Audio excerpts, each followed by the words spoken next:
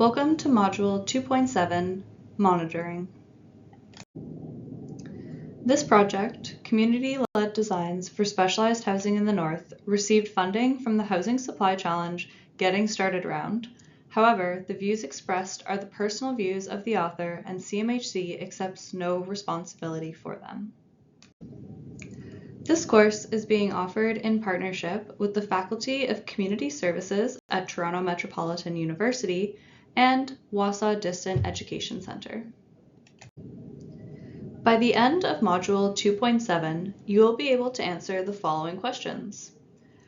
What kinds of plans and reports should be developed by the end of the pre-construction phase?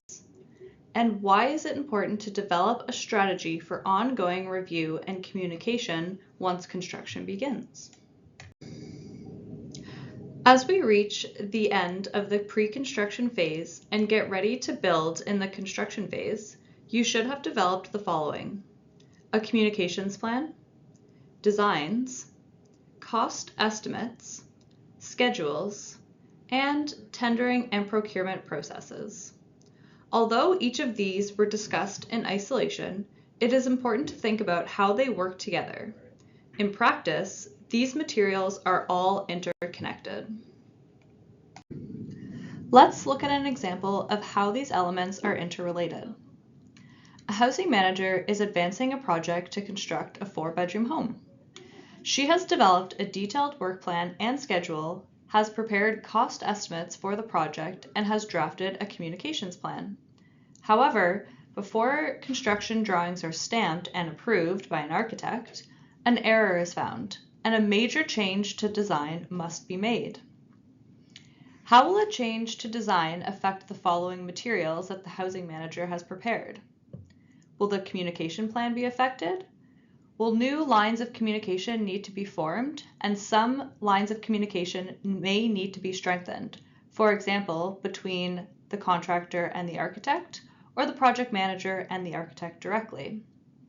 Cost estimates? Well, cost estimates could be increasing for extra work to the architect. And schedules. Schedules may become delayed in this example. It should be kept in mind that these schedules need to be revised as and when any new information is available, or at a fixed interval, such as fortnightly or monthly. What changes and what stays the same? Monitoring the project means making necessary changes to update materials prepared during the pre-construction phase on a routine basis, such as weekly or monthly. Monitoring is important to ensure that the project is being advanced with the most recent information. However, there is a limit to changes that should be made. As the project manager, you have to hold firm on certain expectations within the plans to ensure that the project still meets its overarching goals and objectives. For example, the project scope should not change during the construction phase.